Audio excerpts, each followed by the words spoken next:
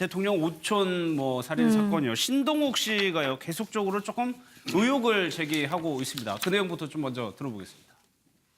작년 10월 달에 우연히 만났습니다.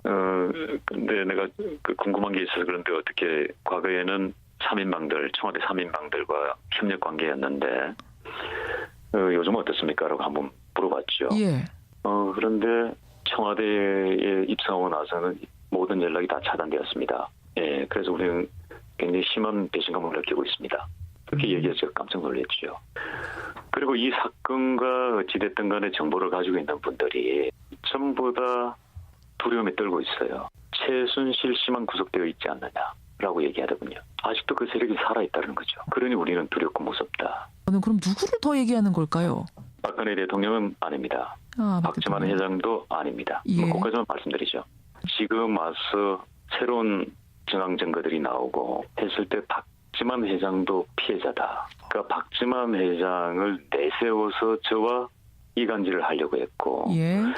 제가 제 판단의 실수로 인해서 예. 사실은 박지만 회장에게 큰 마음의 상처를 준 건 사실입니다. 그래서 이 방송을 통해서 새해에 박지만 회장께는 제가 진심으로 사과드리겠습니다. 미안합니다. 예.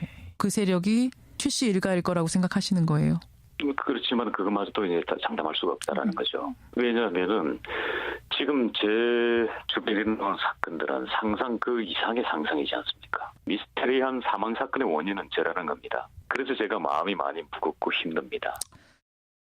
글쎄, 자기 사망 사건에 대해서 계속적으로 의혹을 제기하는데 그렇다면 배우가 있을 거 아닙니까? 근데 속시원히 얘기를 안 해요. 그렇죠. 지금 이걸 사실 지난 12월 달에 SBS 그것이 알고 싶다에서도 이제 상당히 깊이 있게 다뤘죠. 예. 그래서 이 2011년 9월 달에 발생한 사건인데 당시는 그러니까 대통령 오촌 조카끼리 돈 문제 때문에 지금 다투다가 한 사람을 살해하고 지금 그 살해자 그러니까 그 가해자가 자살한 걸로 그렇게 그때 당시 사건은 그렇게 종결이 됐습니다만 예. 여러 지금 정황 증거들이 이 가해자조차도 살인을 당해서 그러니까 어떻게 보면 자살로 경락이 처리된 것이 아니냐 그런 예. 의혹들이 있는데 그 프로에도 보니까 지금 특정하게 지금 여러 가지 정황들에 의해서 아마 주요 혐의자가 떠오르는 것 같아요. 그런데도 불구하고 아직 결정적인 증거가 없기 때문에 그 예. 프로에서도 추정되는 사람을 그냥 익명으로 그냥 뚜뚜뚜로 그렇게 처리를 맞아요. 하던데 예. 사실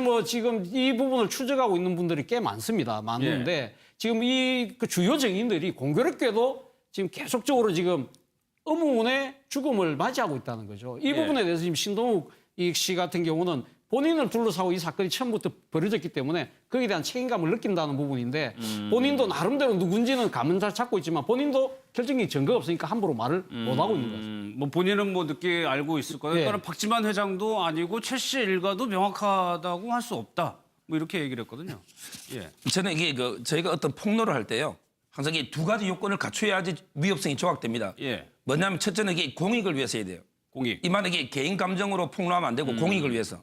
두 번째는 이제 그게 진실이거나 진실이 아니더라도 진실이라고 믿을 만한 상당한 이유가 있어야 됩니다. 예. 물론 이게 진실이 아닐 수도 있죠. 결과적으로 폭로한 게. 예. 그렇지만 이게 상당한 이유, 근거를 가지고 폭로를 해야 돼요. 근데 지금 신동욱 총재 제가 이게 기자회견은 아무런 근거를 제시하지 못하고 있거든요. 그건 없어요. 예, 이분도 이게 옛날에 이게 명예훼손으로 구속까지 제가 된 걸로 아는데 예. 뭔가 이게 근거를 가지고 이렇게 폭로를 해야지 단지 의혹만 가지고 폭로하는 거는 문제가 있고 그다음에 두 번째 이분이 중요 관련 사건에 4년 사이에 6명이 사망했다 했는데 예. 그럼 이게 그중에 이춘상 보좌관은 저도 선거 때 많이 봤지만 선거하다 보면 이게 시속 140, 50으로 막 달려가다 보면 교통사고 날 수 있잖아요. 예. 이런데 교통사고를 전부 이게 음모로 봐서 6명이 죽었으니까 뭐가 있다. 이거는 이거는 의문사로 보기가 힘들죠. 이춘상 보좌관이 그렇죠. 사망한 이 사고. 저도 이게 그 현장을 저희가 송생히 봤는데 예. 저도 이게 유세 선거에 따라다니 보면 시속 140, 50 달립니다. 예. 근데 이걸 가지고 음모로 몰아가는 거는 저는 상당히 문제가 있다. 뭔가 근거를 제시해야지. 예. 지금 이거는 폭로도 아니고 이거는 좀 문제가 있다 봅니다. 예. 그리고 또 의도 왜 만약에 그 주장이 사실이라면 이들이 사망하는데 이유 왜가 있어야 되는데 그 부분도 좀 명확하지 신동욱 않거든요? 공화당 총재는 저기가 그런 이유를 옛날에 노태우 대통령 때 박지만하고 박근영 씨가 노태우 대통령한테 진정서를 보냈잖아요. 네.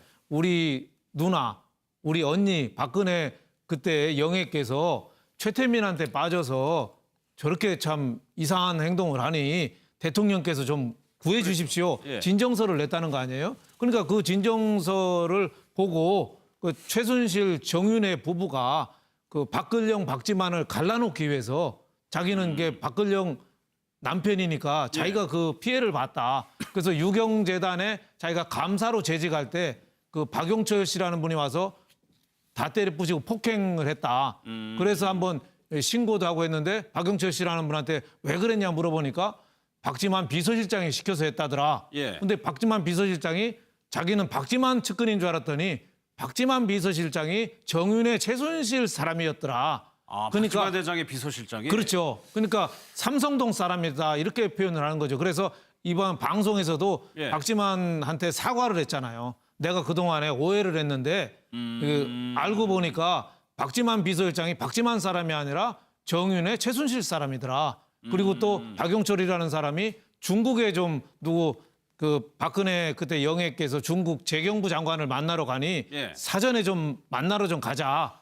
그래서 중국 가서 목숨을 걸고 탈출했다는 거 아니에요. 그러니까 자기가 2번 이렇게 고비를 넘긴 거는 최순실 정윤회 그때 커플이 예. 형제간을 갈라놓기 위해서 이간질하기 위해서 이렇게 됐고 지금까지도 그런 음모가 이어지고 있어서 예. 지금도 목숨의 위협을 받고 있는 사람이 많다. 예. 지금도 뭐 고영태니 뭐 관련된 모든 사람들이 미행당하고 자기 고향 집에도 이상한 사람들이 찾아와서 뭐 탐문하고 하더라. 그래서 예. 아직까지도 목숨을 좀 불안하다. 뭐 이런 예. 얘기를 하고 있는 거죠. 아니 그럼 최순실 씨가 박지만 회장 쪽에도 사람을 심었다는 얘기를 하는 그러니까 신동욱 총재 얘기로는 그렇게 보는 거죠.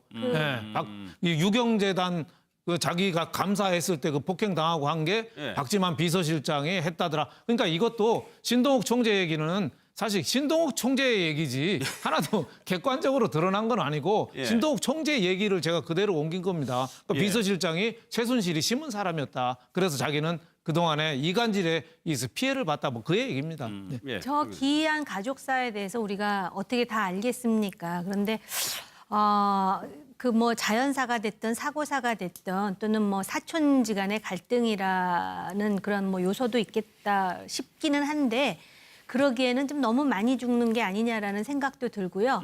또 내용을 보면은 뭐 저 신 총재와 통화하고 6시간 만에 죽은 사람도 있고 라면 먹다가 천식으로 죽은 사람도 있고 예. 뭐 그렇다 하니까 그 물증은 없으나 좀 이상하다라는 생각은 드는데 몇 가지 사실은 있습니다. 예컨대 신동욱이라는 분이 박근영 씨와 결혼을 하면서 그 유경재단과 관련해 가지고 다른 남매들하고 매우 갈등이 심했다라는 것이죠. 왜냐하면 그게 엄청난 자산이니까는요. 그 부분하고 최순실 씨와 박지만 씨는 사이가 별로 안 좋다라는 거. 예. 그다음에 저 사건에도 이상하게 최순실 정윤회라는 사람의 이름이 계속해서 회자된다라는 것. 그다음에 저 상황을 쫓고 있는 몇몇 기자들이 있는데 아직까지 그 음모론에만 우리가 천착되기에는 확실한 물증은 없는 것 같다라는 것 정도이라고 보여집니다. 예. 신동욱 씨가요 또 폭력배 얘기도 합니다. 그 내용도 좀 한번 다시 들어보겠습니다. 제가 아는 지인을 통해서 이 부부에게 사죄를 하고 싶다고 최재석 씨가 본인은 최태민 씨의 아들로서 우리 부부가 겪었던 이런 아픈 이야기들 이런 거에 대한 뭐 전반적인 사죄를 하고 싶다는 그런 사과를 하고 싶다. 의미였어요. 최재석 씨의 형제들, 그 형제들에게 조직 폭력배들이 동원이 됐고 그 조직 폭력배들이 그 회 뜰 때 사용하는 칼 있지요. 우리 일명 사시미 칼이라고.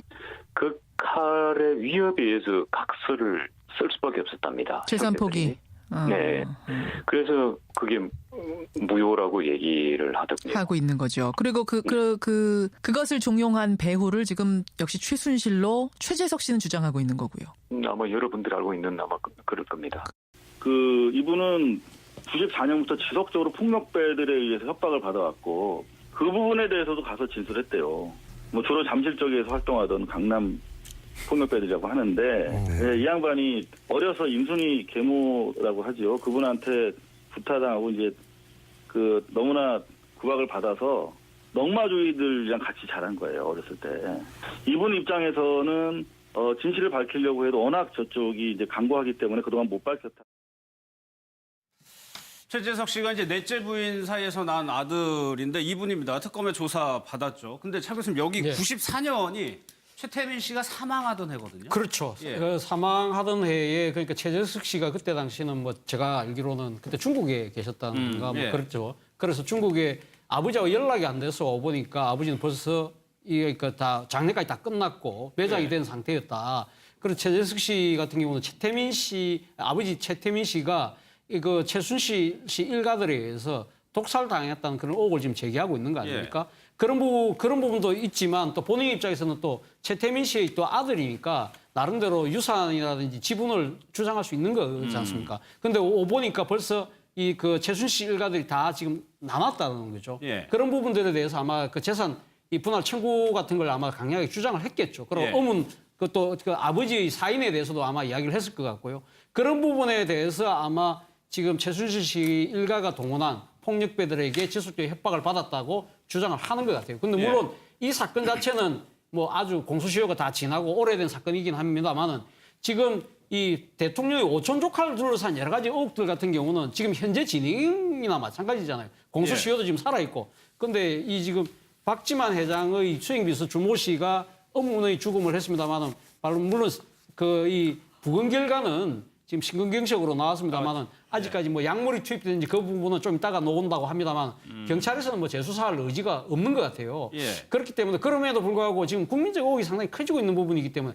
과연 이 부분까지 특검에게 요구하기는 좀 애매한 상황이긴 합니다만은 예. 저는 아마 이 부분에 대해서는 뭐 특검이 끝난다 하더라도 예. 검찰이든 어떤 식으로든 이 부분에 대해서는 다시 한 번 더 재수사가 필요하지 않을까 하는 생각입니다. 예, 그 수많은 재산을 왜 소송도 안 하고 그대로 뺏겼을까 좀 궁금했었는데 서 변호사님 이때 이제 협박 때문에 어쩔 수 없이 합의금만 받고 빠졌다. 근데 저는 이게 잘 이해가 안 되는 게요. 예. 예를 들어 이게 협박을 받으면 요즘 녹취하기도 쉽잖아요.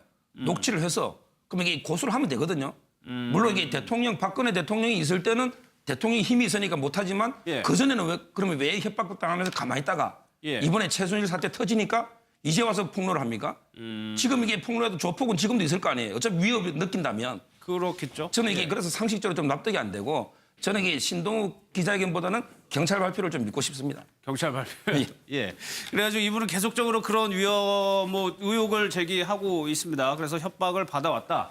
재산도 그렇게 해서 뺏겼다라고 좀 주장을 하고 있는데 글쎄요. 어디까지 좀 파장이 이어질지 좀 보겠습니다.